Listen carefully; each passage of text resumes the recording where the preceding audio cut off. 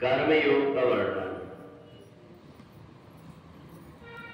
सक्ता कर्मण्य विद्वांसो यथा कुर्वन्ति भारत कुर्यात् विद्वान तथा सक्ता चिकीर्षु लोक संग्रह।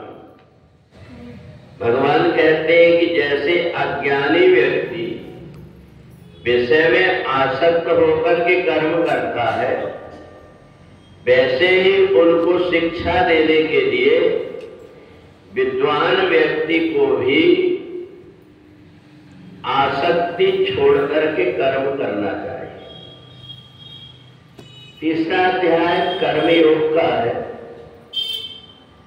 यदि हम किसी व्यक्ति को ये कहें कि तुम ये करो, तो वो उसको मानता नहीं।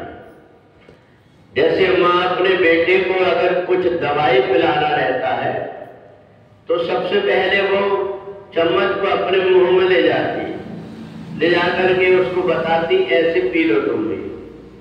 तो जब माँ पीती है तो उसको देख करके बेटा भी पी लेता है। और इसलिए जैसे हम अगर अपने बेटों को कहें भगवान को प्रणाम करो, जय जय करो, वो नहीं कर पाता, परंतु जब हम खुद प्रणाम करने लगते हैं तो वो अपने आप फिर वो भी करने लगता है। तो ऐसे भगवान कहते हैं कि जो भी व्यक्ति अपने आप को विद्वान भले हो, परंतु अगर संसार में आसक्त व्यक्ति से कर्म कराना है तो पहले उसको भी वैसे ही करके बताना चाहिए। और यदि वो वैसा नहीं करता है तो लोगों के अंदर विश्वास नहीं हो पाता कि ये व्यक्ति हमको बताता जरूर पर खुद क्यों नहीं करता। तो इसलिए अपने को भी सामने वाला व्यक्ति तो आसक्त होकर के कर्म करता है, पर हमें अनासक्त होकर के कर्म करना है।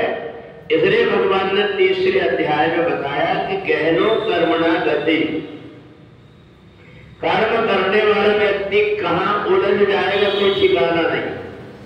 परमात्मा की भक्ति करने वाला व्यक्ति सब प्रकार की पूजन की सामग्री लेकर के आता, फिर भी कौन सी वस्तु छूट जाए उससे। इसलिए आखिरी में जब हम मंत्र पुष्पांजलि बोलते हैं तब इस बात का पूरा ध्यान रखते हैं कि जो कुछ वे हमने लेकर के आज पूजा में जो कुछ कमी रह गई, जो सामग्री हम नहीं ला पाए, इसके लिए हम क्षमा प्रार्थना चाहते हैं। तो कर्म जो है व्यक्ति कितनी भी सावधानी से करे, उसके अंदर कोई ना कोई प्रकार की चूक रह जाती है। और इसलिए भगवान ने अर्जुन से कहा कि कर्म को बड़ी समझदारी से करना पड़ता है। और एक बात और है, कर्म की प्रकृति को देख करके ये हम अनुमान नहीं लगा सकते कि ये व्यक्ति ने अच्छा कर्म किया कि बुरा कर्म किया। एक व्यक्ति अगर किसी को जरा सी ब्लेड मार देता है तो सारे लोग कहते हैं कि कितना दुष्ट आदमी, परंतु वही डॉक्टर उस आदमी का एक पैर काट करके अलग कर देता है तो उसको कहते हैं वो भगवान, उसने उसकी जान बचा दी।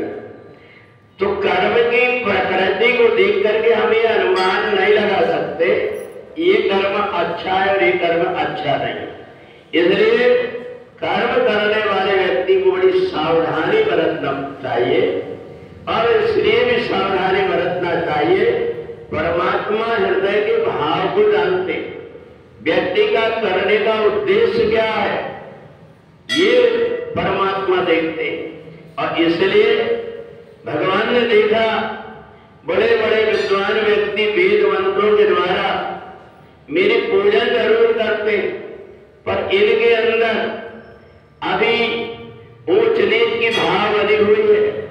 तो भगवान बड़े बड़े ऋषि मुनियों को जो साधना तपस्या कर रहे थे उनको छोड़ करके सबरी की कुटिया में भगवान पहुंच गए। अब जहां सब प्रकार के बढ़िया बढ़िया आसन महात्माओं ने लगा करके रखे थे, एक सबरी की कुटिया में भगवान को जब बैठने के लिए कुछ नहीं मिला तो पत्ते ही बिछा करके भगवान बैठ गए और ये बताने के लिए कि परमात्मा को की नहीं बल्कि भाव की आवश्यकता होती है। तो तीसरे अध्याय में भगवान ने सांख्य योग के बाद कर्म योग बताया कि बिना कर्म किए तुम्हारे शरीर का निर्वाह नहीं हो पाएगा। तुम शरीर को अगर कायर बना करके रख लो, ये शरीर तुम्हारा काम नहीं पड़ेगा। अगर तुमने नीचे जमीन में बैठने की आदत छोड़ दी है, थोड़े दिन के बाद तुम बैठ भी नहीं पाओ।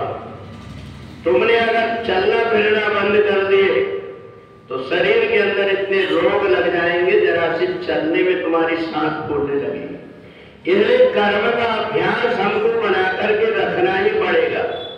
भले अपने यहां सब प्रकार के साधन हो, परंतु जो व्यक्ति अकर्मण्य हो जाता है उसका जीवन नरक जैसे हो जाता है।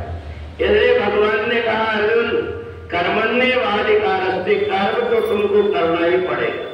कर्म किए बिना तुम्हारे शरीर का निर्वाह नहीं हो सकता। इसलिए जीवन में जो व्यक्ति मान लेता है कि मेरे को कर्म करना ही है, क्योंकि कर्म के सिद्धांत के आधार पर ही संसार बना हुआ है, तो जो व्यक्ति दूसरों को ज्ञान तो दे देता है, अपने को ऐसा करना चाहिए, दया की भावना रखना चाहिए, लोभ नहीं करना चाहिए, और वही व्यक्ति दूसरों को अपने स्वार्थ के लिए मन दुखा करके उनसे धन लेने की कोशिश करता है। तो जैसा बोले तैसा चाले, जब जाकर के परमात्मा की प्रसन्नता होती है।